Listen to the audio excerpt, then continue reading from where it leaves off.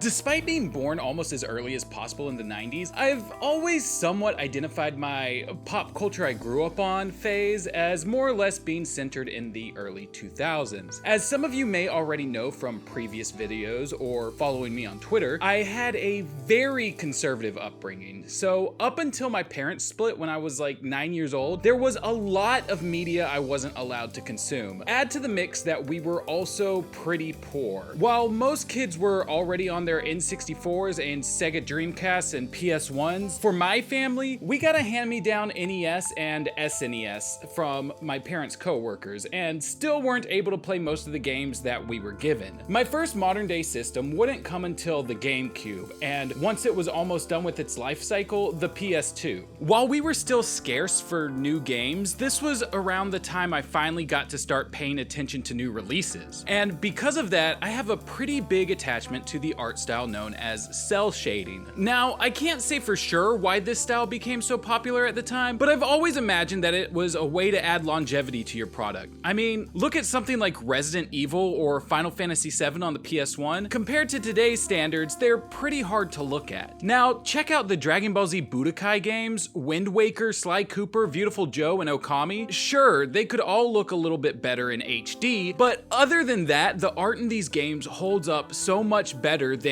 even a bunch of their contemporaries. Of course, cell shading wasn't exclusive to video games. Plenty of cartoons were also doing this around the same time, in order to make the CG elements feel like they belonged in otherwise 2D worlds. So when we first started seeing promotional material for Superman Man of Tomorrow, despite others saying they needed time to adjust to this new for DC style, I was immediately on board. From the first images, I thought this thing looked beautiful. I open with this to say, perhaps I was at least a teeny bit biased going into the film. In fact, from the moment I hit the play button, my mind was immediately racing, trying to find all of the good things I could say about this movie. And it didn't hurt that Tim Sheridan's script came out of the gate strong. You may be familiar with Tim's work on Justice League Action or Reign of the Supermen, but before going into this, all I knew was he's a guy who wrote some DC stuff. I don't know what DC stuff, but he has a job that I'm envious of. While his contributions to both of those outings range from okay to good, sorry Tim, I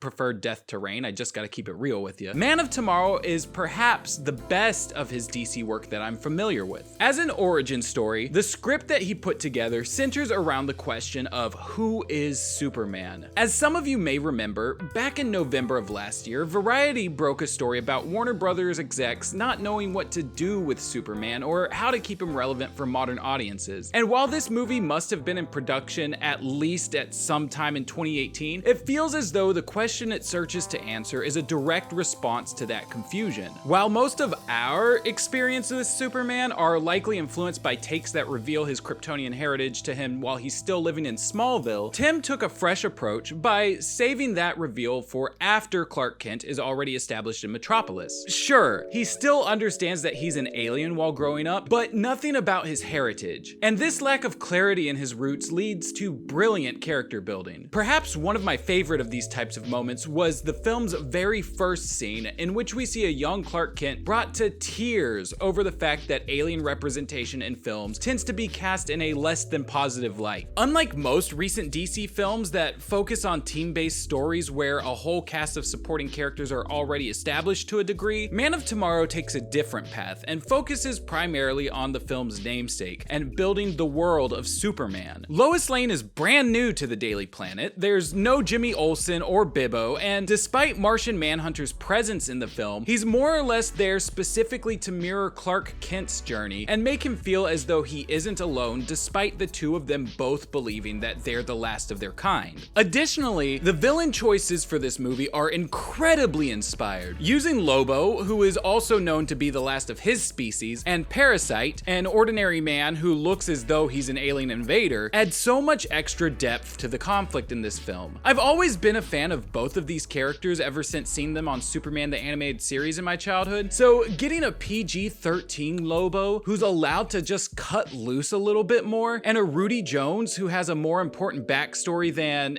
he was a janitor who goofed up a heist or something were fantastic touches. For a film that gives itself so much room to breathe though, allowing for great character moment after great character moment, it was a bit of a disappointment that the climax was a kaiju battle that literally took up a sixth of the film's total runtime. While the payoff at the end of the fight made it worthwhile thematically, I just find myself wishing that section had been tightened up a bit more, as a large action piece felt somewhat out of place in an otherwise small and personal story. One thing that I have been seeing asked a lot ever since this film was announced is whether or not this is the beginning of a new connected DC world. After all, this is the first DC Universe original animated movie since the DCAMU, or DC Animated Movie Universe, closed out in Justice League Dark Apocalypse War. That's a mouthful. And people are wanting to see where the Flashpoint event from the end of that story takes our characters next. While I can understand that, at the end of the day, it's not a question that really matters all too much to me. There are so many different versions of the DC Universe in animation. Some of them only exist within the confines of the singular story that they're trying to tell. I mean, hell, this whole line of movies started off as just one-shots with no sense of continuity. So while it would be nice to see a rebirth type world and have the DC Animated Movie Universe Flash come back as the only character that really remembers everything, I also kind of feel like we've already been there and done that. We live in a world right now that's kind of put us all in the headspace for an endless stream of content. It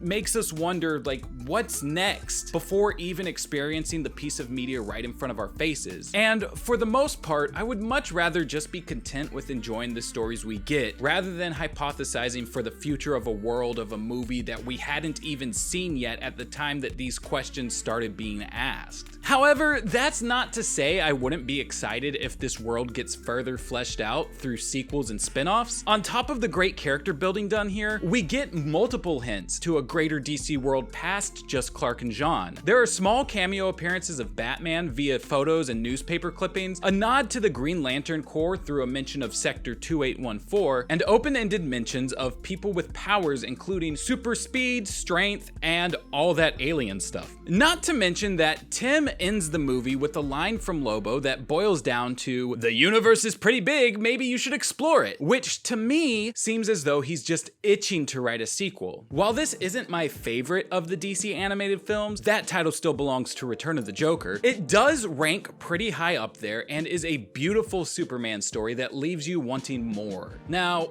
I don't remember what our rating system is since we usually do these off the cuff and haven't really normalized the system between Ted, James, and myself, but I decided to write a script this time.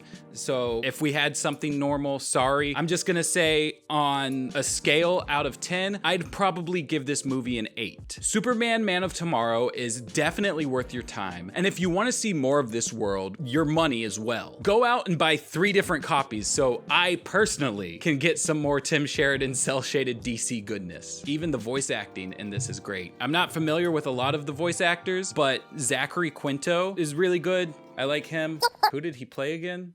He was Lex. I don't know much of Zachary Quinto's work other than like the first season of American Horror Story, and I really enjoyed him in that, so getting him in this was really fun. Neil Flynn, I think that's his name, the janitor from Scrubs as Pa Kent, was great. His voice makes so much sense in that role. It just dawned on me like halfway through the movie. I was like, wait, I haven't been thinking about who this actor is because of the fact that like it just makes you think it's Pa, but I know that voice. And then of course, Brett Dalton as the parasite.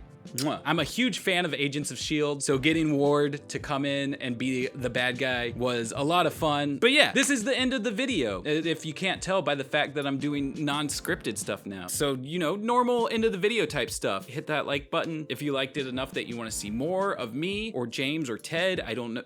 This might be your first video on the channel. I don't even know if you know who James and Ted are. They're the other hosts. You can always hit the subscribe button, drop some comments down below. Let me know what you've thought of the movie. I had a lot of fun with it. It was a pretty good movie. Go watch it. Go buy it. It's on digital. This will probably be up around the time that it's available physically. Don't put yourself in harm's way with this whole pandemic to go buy a movie. Buy it off of an online retailer. Unless, of course, you know you gotta go get groceries and they have the movie at the store. Then I'm tired of being locked up in my house. I love y'all. I'll see y'all next time. Bye. Attention all nerds. Do I have a deal for you? Get ready for the biggest fan-run DC animation event of your lifetime. I'm listening. Would someone please tell me what the heck is going on here? The Watchtower Database presents a 24-hour live stream event celebrating their 5-year YouTube anniversary.